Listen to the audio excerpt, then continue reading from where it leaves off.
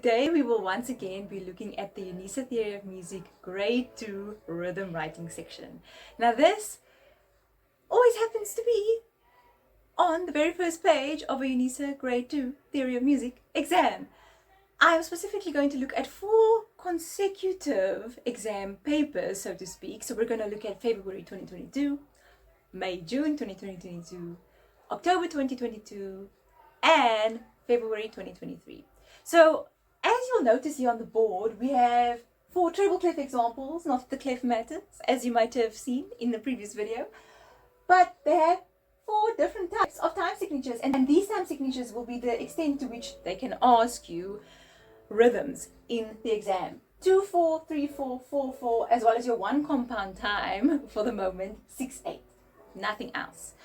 They can also technically ask you to complete rhythms that include upbeat bars, but as I've studied past papers over the years, they have not yet done so in the official exam. So it does do you well to prep for that, but in the official exam, UNISA has actually never asked an upbeat question at the grade 2 level yet. So that's great. We're going to do just normal full bar version, so to speak. So we have to complete a 4-bar rhythm, meaning they give us a question of 2 bars and we need to give an answer of 2 bars. So we're going to phrase what they give us, and then we're going to phrase what we give ourselves. Now we're going to start with the February 2022 example. We have 3/4 time here, and we know that at the end, which is where we start, we want to have the longest note value possible in 3/4 time. That happens to be a dotted minim. So dotted minim, there we go. Yay, out of the way. We already have 2 marks because of our phrase and our note. Then we're going to copy paste bar 1 into bar 3. Like I said in my previous video, we have options, but this is a very surefire way to get your marks. And it makes everything concise, because what makes a melody memorable, even without picture, what makes a rhythm memorable is something that the listener knows and something new. So, something that the listener knows and something new, and you end. Also, we don't have time to be too fancy here because we only need to add 2 bars. Some people want to go taka taka taka taka taka taka in the last bar.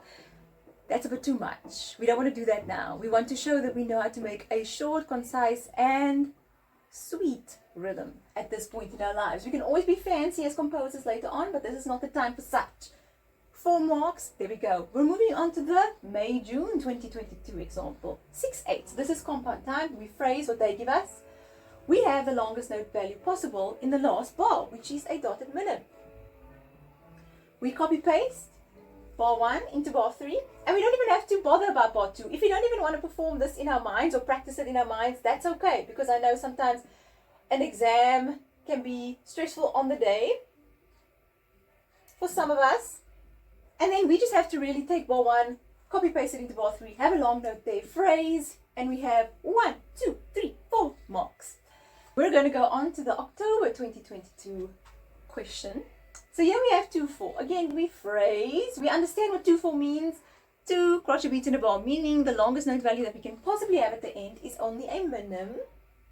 Where you could go wrong here is, say, a dotted minim or a semi-brief, because that cannot fit possibly into 2/4 time.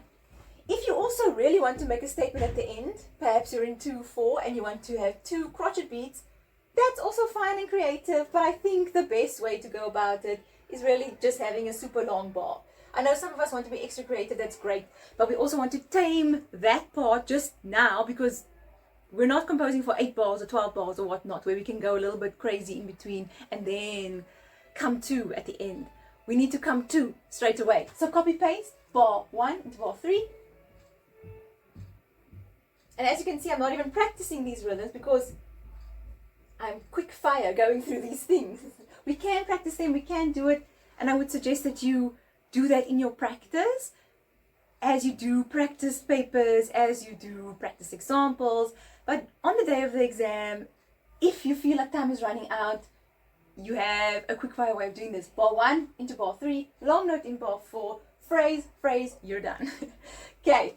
Our very last example comes from the February 2023 past paper. We have 4/4 now. Yay! So our longest note value in 4/4 is obviously a semi-brief. So we have a semi-breve at the end. I can put that there, nice big fat note. Then I copy paste bar 1 into bar 4, and I think this is a nice rhythm to practice perform right here, right now. So we're going to do that. So I copy paste.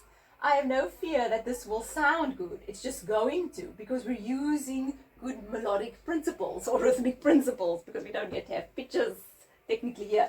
But we're using good principles about something familiar to the listener, something new, and a nice ending. We all like a long note ending. If someone ends abruptly on stage in a performance, we think, what's wrong? So the same thing. If you end abruptly here with crazy random short note values, the examiner will think, what's wrong?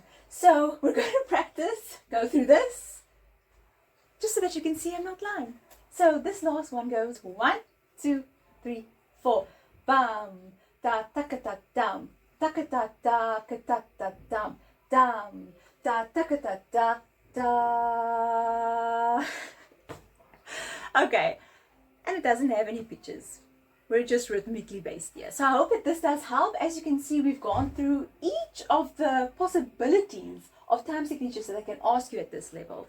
And this is the extent to which UNISA usually asks a question 1.3 in a theory exam for grade 2 level. So I hope that this does help you. All the best with your preparation, your rhythmic writing, and your whole UNISA Theory of Music grade 2 exam.